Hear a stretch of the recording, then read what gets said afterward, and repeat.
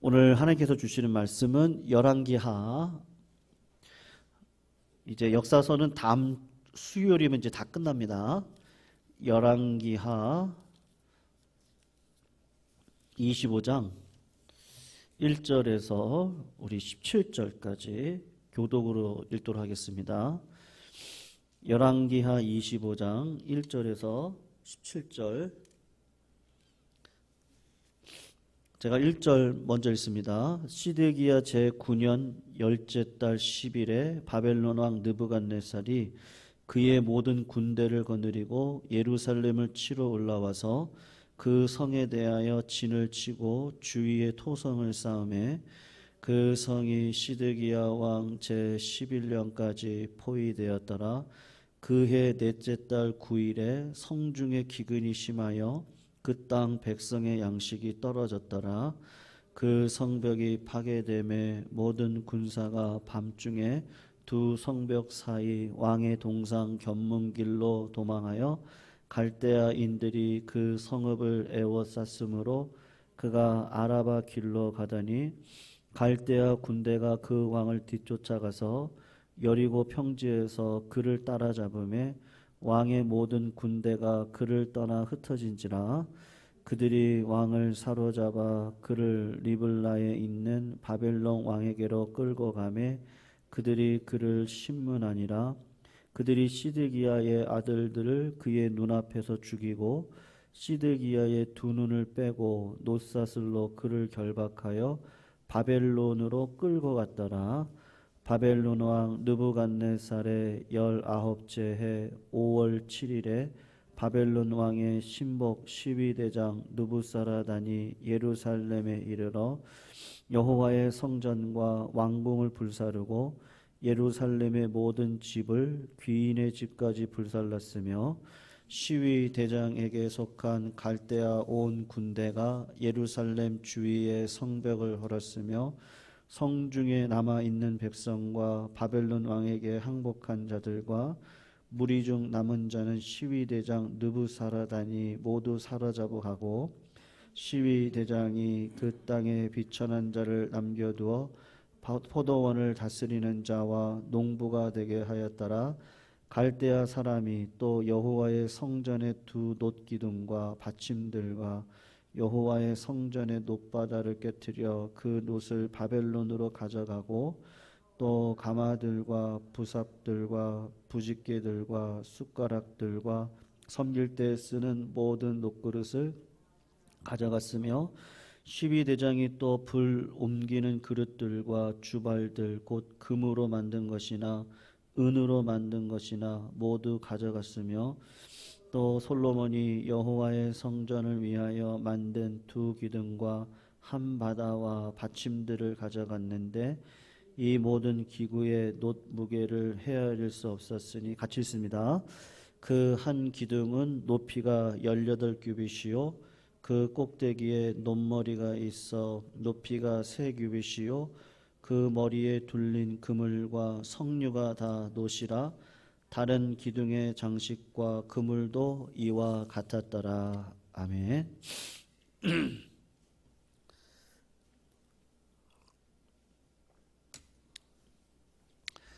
우리 주변에 사업을 하시다가 이제 부도가 나서 망해 가시는 분들을 우리가 볼 수 있는데요. 그들은 그 사업이 망하기 전까지는 그 차도 자기 차를 가지고 다니고 그리고 집도 아주 좋은 집에서 살고요. 회사도 자기 회사입니다. 그런데 부도가 나서 이제 경매에 들어가게 되면 자기가 가지고 있던 모든 것들에 이제 빨간 딱지가 다 붙잖아요. 그러면 이제 이게 내 집이 아니고 내 차가 아니고 내 물건들이 절대로 아닙니다. 그리고는 이제 거의 이제 빈손이 돼서 지하방이나 아니면 원룸 같은 데로 가셔서 이제 목숨만 유지하면서 살아가게 되는데 그래도 감사한 것은 뭐냐 하면 그래도 생명이 붙어 있다는 것이죠.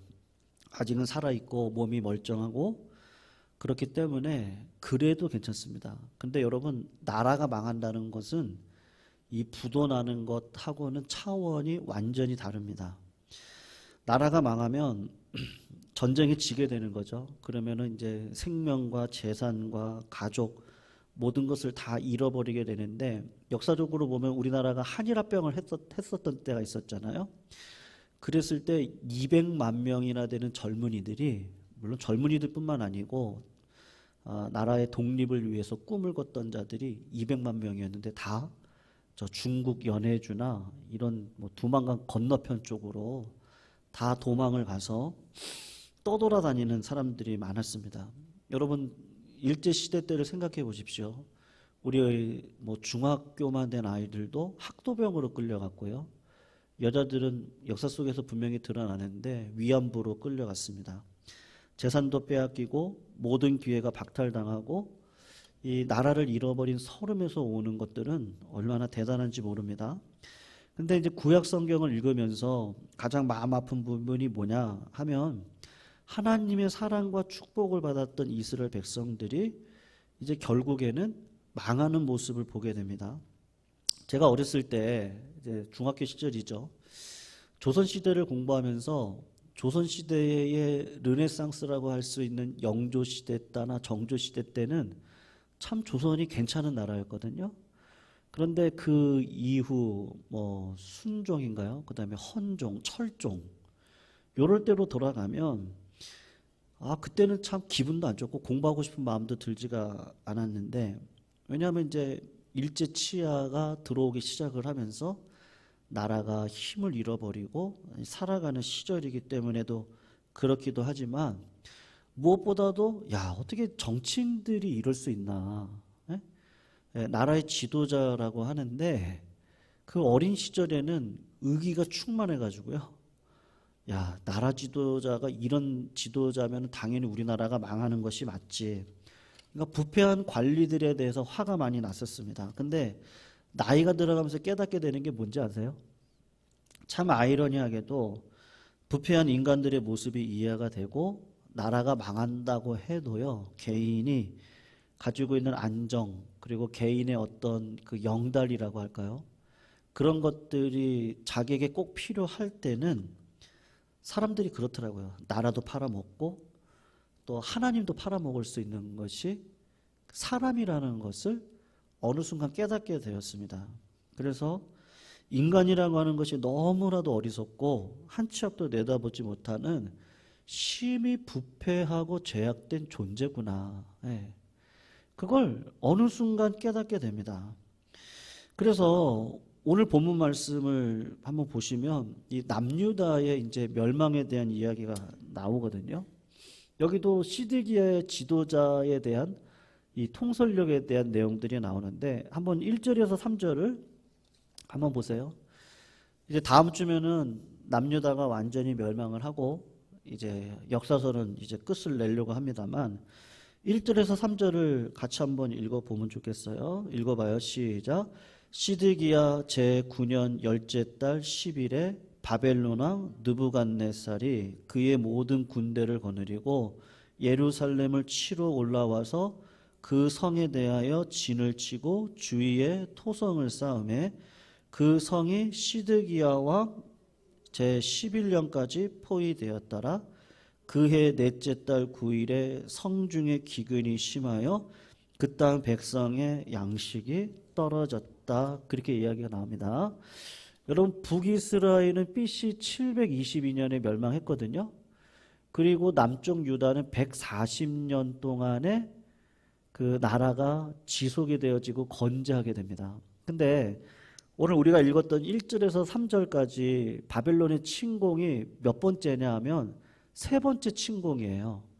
첫 번째는 BC 597년에 605년에 1차 침략을 했었고, 그 다음에 몇 년 지나지 않아서 BC 597년에 2차 침공이 이루어지고, 그리고 오늘 우리가 읽었던 요 1절 말씀에 보면 세 번째 침공이 이루어졌는데, 요 세 번째 침공이 이루어졌을 때가 몇 년이라고 얘기하세요? 한번 보시면요. 시드기야 9년 10월 10일이라고 나와 있어요. 그러니까 10월 10일에 바벨론 군대가 3차 침공을 해서 이 예루살렘이라는 이 도시는요, 엄청나게 요새입니다. 그러니까 어떤 군대가 쳐들어와도 이 예루살렘의 요새를 손쉽게 부술 수 있는 도시가 절대로 아니에요. 그러니까 이 예루살렘이 몇 년을 버텼느냐 한번 보세요. 2절을 보시면 그 성이 시드기야 왕 제11년까지 포위가 됐다고 그러죠. 그러니까 9년 10월 10일에 이 바벨론 이 사람들이 와가지고 군인들이 와서 토성을 쌓는 거예요. 예루살렘 성이 워낙 높다 보니까 흙을 거기다가 막 다 쌓아가지고 성 높이만큼 흙을 쌓아서 그리고 평지를 만들어가지고 예루살렘을 엎어버리려고 하는 거예요. 그러니까는 여러분 그렇게 흙을 쌓았으면 얼마나 대단하겠어요. 근데 요거를 1년 6개월 동안 하게 되는 거예요. 인조가 청나라 공격 앞에서 남한산성에 들어가서 며칠을 버티죠? 혹시 기억나세요? 우리 역사서 드라마 보면요. 인조시대 때 청나라가 우리나라를 쳐들어왔는데 궁을 내던지고 남한산성으로 갔거든요. 그리고 며칠을 버텼냐면 40일을 버텼습니다. 근데 40일을 버텼는데 오늘 시드기야는요 1년 6개월을 버텼어요. 그러니까 대단한 거죠. 근데 요때 하나님의 선지자가 누구냐 그러면 예레미야라고 하는 사람입니다. 당시 예레미야가 무슨 말을 했느냐 하면 시드기야를 비롯한 많은 사람들에게 바벨론에 항복하십시오. 바벨론에 항복하시면 하나님께서 당신들을 살려주실 겁니다. 그랬더니 이스라엘 백성들이 이 예레미야가 매국노다 그렇게 핍박을 하고 고통을 주기 시작을 하는 거예요. 그런데도 불구하고 예레미야가 왕과 유다 백성들에게 바벨론에 항복하라고 했는데 이유가 뭐냐 하면 여러분 예루살렘이라는 이 나라가요, 이 도시가 결국에는 이 망하게 되어져 있습니다.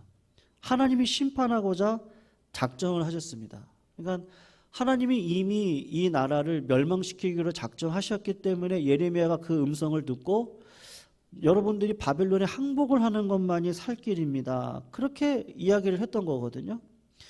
근데 그 당시 예루살렘의 민족주의가 워낙 강하다 보니까 죽으면 죽었지 절대로 바벨론 같은 나라에 고개를 숙일 수 없다. 그렇게 주장을 했던 백성들이 많았습니다. 그리고 이스라엘 백성들이 우리는 하나님 앞에 선택받은 민족이잖아요. 그래서 우리가 잘 이야기하는 게 뭐예요? 하나님 우리를 살려주실 거예요. 우리가 기도하고 우리가 열심히 노력하면 하나님이 우리를 살려주실 겁니다. 하나님 우리를 도와주실 거예요. 그런 마음을 가지고 있었습니다. 근데 성도님들, 하나님이 우리를 살려주실 때는 그 많은 이유가 있겠죠. 예를 들면 히스기야 왕 시절에요. 히스기야는 하나님이 보시기에 합당한 자로 삶을 살아왔던 자였습니다. 그래서 하나님 앞에 간절히 기도할 때 뭐라고 기도하냐면 하나님, 내가 하나님 앞에 행했던 이 의를 보시고 나를 살려주십시오 라고 이야기를 하거든요. 그런 자에게는 하나님이 살려주시는 은혜를 주시죠. 그래서 아수르 군대 18만 5천 명이라고 하는 군대를 하루아침에 전부 다 멸망시켜버리는 것이 하나님의 뜻입니다. 그런데 지금 남유다는 이 시드기야 때에 하나님에 대한 신뢰나 신앙도 없었고 또 그들의 죄에 대한 심판 때문에 바벨론이 쳐들어온 거란 말입니다. 그리고 예레미야가 하나님의 뜻을 분명히 보여주셨단 말이에요. 그런데도 남유다 백성들이 항복을 하기보다는 1년 6개월 동안 극렬한 저항을 벌이고 하지만 결국에는 어떻게 되어집니까? 바벨론 군대에 의해서 이 예루살렘이라고 하는 도시가 무너지게 됩니다. 그래서 거기 3절을 한번 보시면요. 넷째 달 9일에 성중의 기근이 심하여 그 땅 백성의 양식이 떨어졌다. 그렇게 얘기가 나오잖아요.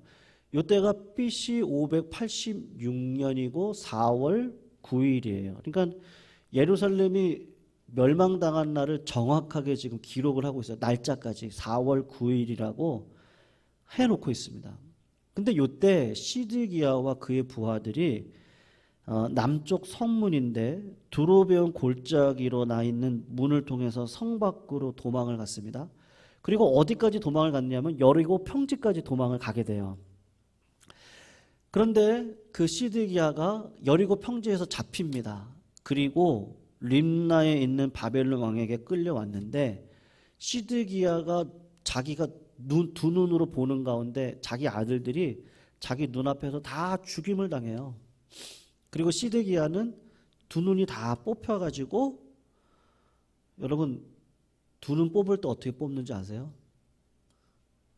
예, 상상을 하시면 그 살 타는 냄새가 그렇게 진동을 한다. 그러니까는 그거 뭐죠? 그 인두 있잖아요. 그 인두를 이렇게 빨갛게 달궈가지고 눈을 이렇게 한다는 거예요. 그러면 이제 그렇게 해서 이제 뽑아내는 거죠. 시드기야 왕이 그런 처참한 최후를 맞이하게 됩니다. 여러분 에스겔서에 보면 12장 13절에 있는 말씀인데 이런 말씀이 있습니다. 내가 또 내 그물을 그 위에 치고 내 올무에 걸리게 하여 그를 끌고 갈대아 땅 바벨론에 이르리니 그가 거기서 죽으려니와 그 땅을 보지 못하리라. 여러분 에스겔의 말씀이요, 오늘 이 본문 가운데 딱 성취가 되어집니다. 하나님의 말씀은 정확하게 진행이 되어집니다. 아무리 살려고 꼼수를 쓰고 한밤중에 도망을 치고 그렇게 해도 하나님이 쳐놓은 그물에 다 걸릴 수밖에 없습니다. 그렇게 시드기야가 하나님의 말씀을 거절하고 거역하고 그렇게 하다가 비참하게 에스겔의 말씀 그대로 심판이 임하게 되고, 그리고 바벨론으로 끌려가서 결국은 죽음을 맞이하게 되는 거예요. 그러니까 성도님들, 하나님의 심판을 피할 길은 전혀 없습니다. 우리 8절에서 12절 말씀을 한번 읽어볼게요. 8절에서 12절까지 우리 5구절인데 우리 같이 한번 읽어보면 좋겠습니다. 바벨론 왕 느부갓네살의 19째 해 5월 7일에 바벨론 왕의 신복 시위대장 느부사라단이 예루살렘에 이르러 여호와의 성전과 왕궁을 불사르고 예루살렘의 모든 집을 귀인의 집까지 불살랐으며 시위대장에게 속한 갈대아 온 군대가 예루살렘 주위의 성벽을 허렸으며 성중에 남아있는 백성과 바벨론 왕에게 항복한 자들과 무리 중 남은 자는 시위대장 느부사라단이 모두 사로잡아 가고 시위대장이 그 땅에 비천한 자를 남겨두어 포도원을 다스리는 자와 농부가 되게 하였더라. 아멘. 느부갓네살 이 바벨론 왕인데 예루살렘을 정복을 하고 난 다음에 3절을 보시면 넷째 달 4월 9일이죠. 이때 예루살렘을 허물어요. 그리고 8절을 보시면 5월 7일입니다. 그러니까 약 한 달이 지나고 난 다음에 예루살렘 성에 들어가서 완전히 불살라버리고 파괴하기로 결정을 내린 거예요. 사실 예루살렘에 얼마나 좋은 집이 많겠어요? 그리고 예루살렘이 자랑하고 있는 그 성전이 있잖아요. 그런데 바벨론 군대가 이 좋은 집과 아름다운 성전을 조금 더 아까워하지 않고 거대한 쓰레기 더미로 만들어 버렸습니다.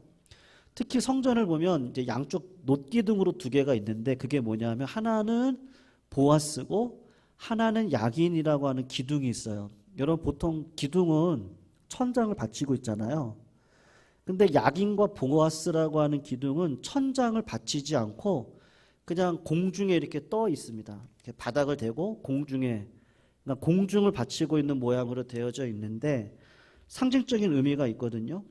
보아스와 야긴은 하나님 나라를 바치고 있는 그 큰 기둥의 어떤 상징적인 의미입니다. 그러니까 놋의 덩어리로 되어져 있습니다. 그런데 바벨론 군대가 이 두 기둥을 부숴서 고철 덩어리로 만들어 바벨론으로 실어갔어요. 왜 실어갔겠어요? 여러분 놋을 가지고 화살촉을 만들 수도 있을 것이고 다른 무기를 만들 수도 있는 재료가 분명히 되었을 것인데 이 세상에 평화를 바치던 두 녹기둥이 하나님 백성들이 자기 구실을 못하니까 하나님이 어떻게 하세요? 그거를 다 이방 나라 민족으로 다 가지고 가도록 허용을 하시는 거예요.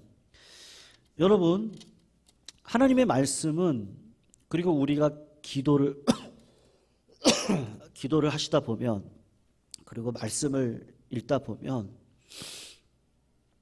하나님이 영감을 주실 때가 있잖아요. 그래서 앞으로 하나님께서 이렇게 하시겠구나, 그렇게 그 뜻을 보여주실 때가 분명히 있습니다.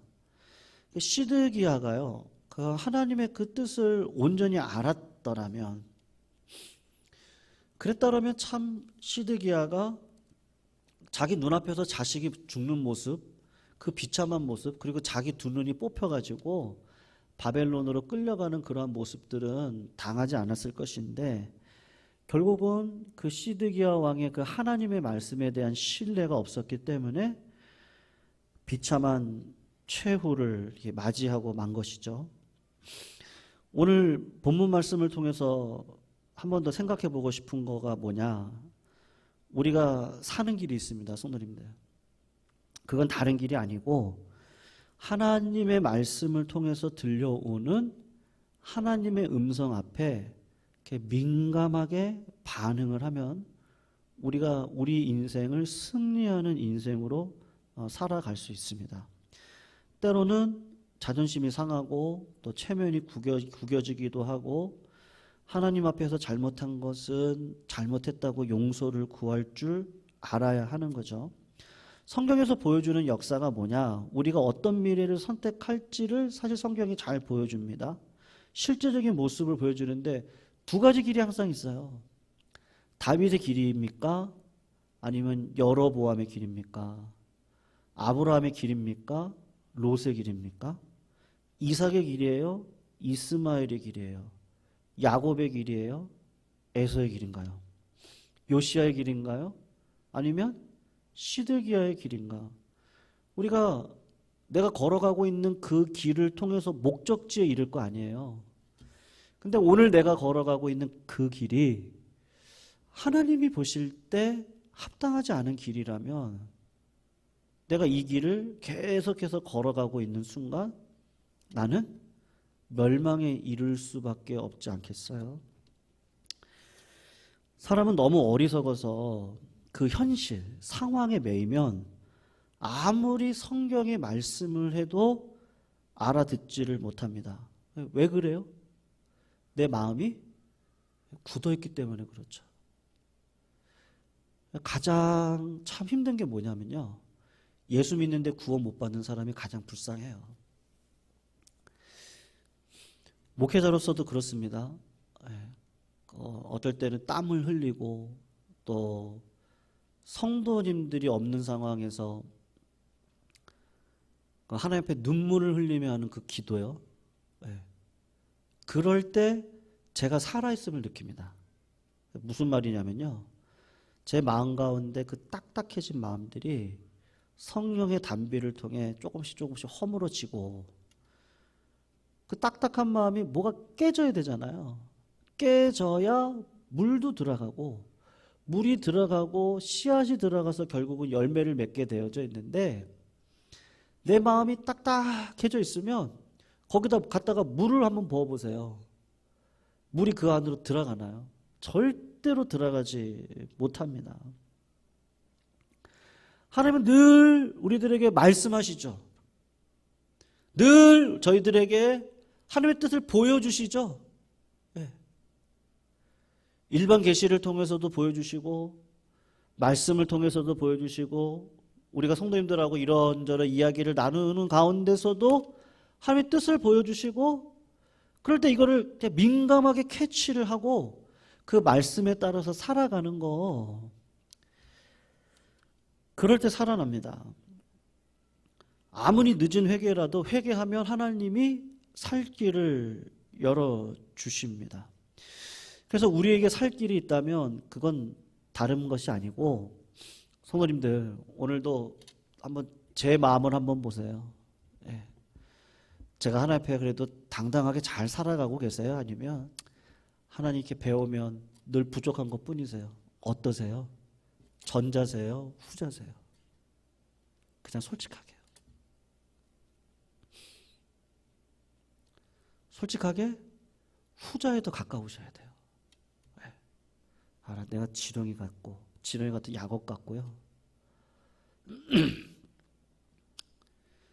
내가 진짜 아무것도 아닌 죄인이고 하나님이 아니면 안 되는 사람인데 그 후자에 가깝지 않으면요, 의에 줄이고 목마른 마음도 안 생깁니다. 그리고 심령이 가난한 마음도 안 생깁니다. 그리고 아무리 하나님이 은혜의 말씀을 떨어뜨려 준다고 할지라도 그 말씀의 능력이 내 삶 가운데 드러나지 못하는 것이거든요. 제가 그 전도사 시절인가요? 네, 그때부터 이렇게 모셨던 목사님이 계셔요. 네. 얼마 전에 이제 한번 인사를 드려 한번 간 적이 있었거든요. 이제 은퇴를 하셨어요. 네, 은퇴를 하셨는데 갔다 오면서 여러 가지 생각들이 많이 들더라고요. 네. 목회를 어떻게 해야 될까? 네. 저는 이제 목회가 이제 한 20년 남았겠죠. 그리고 그 목사님은 이제 목회를 한 30여 년, 40년 가까이 이제 하시고 이제 은퇴를 하신 분이신데, 근데 그분이 이제 은퇴를 하고 살아가시는 모습과 제가 이제 앞으로 살아야 될 이 시기를 생각하면서 정말로 많은 생각이 들더라고요. 네.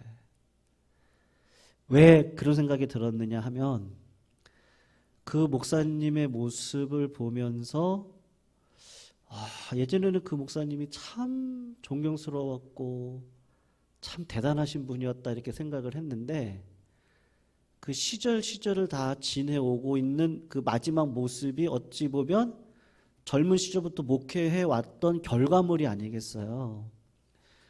근데 뭐 함부로 판단할 건 아니지만 그렇게 제가 봤을 때 그렇게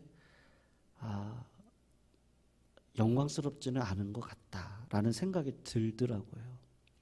그래서 왜 그랬을까를 생각해 보니까 오늘 한 걸음 한 걸음이죠. 내가 오늘 목회자로서 성도로서의 한 걸음을 내가 한 걸음을 걸을 때 이게 10년 뒤의 내 모습이지 않겠어요? 오늘의 내 모습이 10년 뒤의 내 모습이잖아요. 오늘의 하나님의 말씀을 받는 내 자세가 10년 뒤의 내 모습일 거라고요. 네. 근데 저도 모르게 심령이 가난하지 않고 또 하나님의 말씀을 듣고 그 회개요. 네. 내 마음 가운데 진정한 회개가 또 내 마음 가운데 진짜 그 하나님 아니면 안 된다고 하는 어떤 그 절박한 마음이라고 할까요? 그리고 그 하나님의 뜻을 날마다 쫓기 위해서 늘 하나님 앞에 묻는 거죠. 하나님, 내가 지금 아브라함의 길을 가는 겁니까? 롯의 길을 가고 있는 겁니까? 하나님, 제가 지금 걸어가고 있는 이 길이요, 저의 그 육신의 생각입니까? 아니면 성령의 생각입니까? 날마다 물어야 되겠다라고 하는 생각이 너무나도 많이 들어왔습니다. 네. 여러분, 성령의 역사가 아니어도 교회는 얼마든지 클 수 있어요. 믿으세요? 이단을 보세요. 이단을 보시면 신천지 보세요. 그 사람들이 방송에서 그렇게 나갔으면요, 이제는 그런 일이 없어야 됩니다. 근데 그렇지 않더라고요. 오히려 더 지난번 우리 JMS 있잖아요. 오히려 이인자 정조은 목사 그분을 통해서 오히려 JMS는 더 부흥했더라고요. 더 부흥했어요.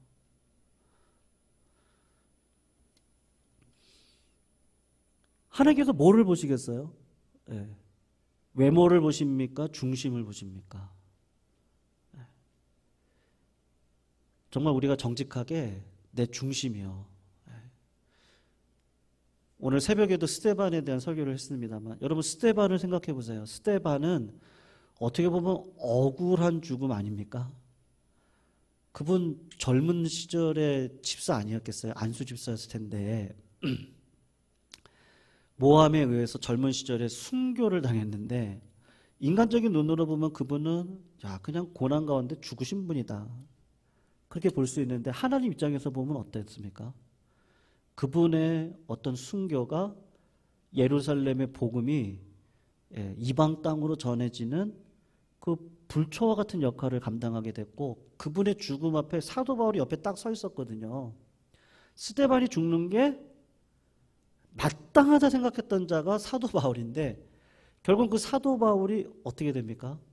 예수님을 만나고 정말 하나님의 사도가 돼서 사도행전 1장 8장에 나와 있는 것처럼 너희에게가 성령이 임하면 권능을 받고 예루살렘과 온 유대와 사마리아와 땅끝까지 이르러서 내 증인이 되리라. 그걸 누가 감당해요? 사도 바울이 하는데 그 단초를 누가 줘요? 스데반이요. 근데 스데반은요 억울하게 죽음만 당했어요. 근데 하나님은 그 스데반을 귀하게 보시죠. 스데반이 죽을 때 하늘을 딱 보니까요 하나님이 나를 반겨주고 예수 그리스도가 그 옆에 서서 얼마나 영광이에요.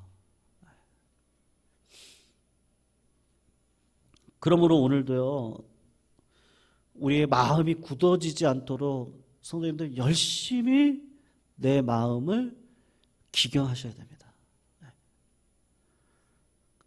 그래서 제가 아까 말씀드렸잖아요. 그래도 저는 괜찮은가요? 하나님 제가 이 정도면 괜찮은 사람 아닌가요? 기도도 하고요. 예배도 드리고요. 그게 전자라면 후자. 하나님 앞에 늘 서면요. 여러분 빛 대신 주님 앞에 서면 나의 어둠이 늘 폭로되어지는데 내가 정말 지렁이 같은 자지. 내가 진짜 쓸모없는 자인데 하나님이 나를 여기까지 불러주신 은혜가 있지. 여러분 그런 자는 반드시 살아날 줄로 믿습니다. 그거 말고 저 같은 사람이 면 하나님 기뻐하시지 않겠어요? 바리새인들이죠. 우리가 그런 자가 아니고요. 오늘 시드기야가 하나님의 그 위대한 선지자 예레미야를 통해서 주시는 말씀 가운데 순종의 자리에 절대 서지 못했습니다. 결국은 순종을 하지 않았기 때문에 비참한 최후를 맞이했는데요. 우리가 그런 삶이 안 되기를 주님의 이름으로 축원합니다. 그래서 우리 성도님들 우리가 여기서 신앙생활이 다 끝이 아니잖아요. 우리가 천국도 가시고 또 천국에 가서 같이 만나셔서 또 여기와 같이 신앙생활을 잘 감당하셔야 할 텐데 우리가 늘 우리의 마음을 늘 돌아보시고 회개의 기도가 정말로 절대로 사라지지 않는 믿음의 자리에 우리 모두가 서시기를 부탁드리겠습니다.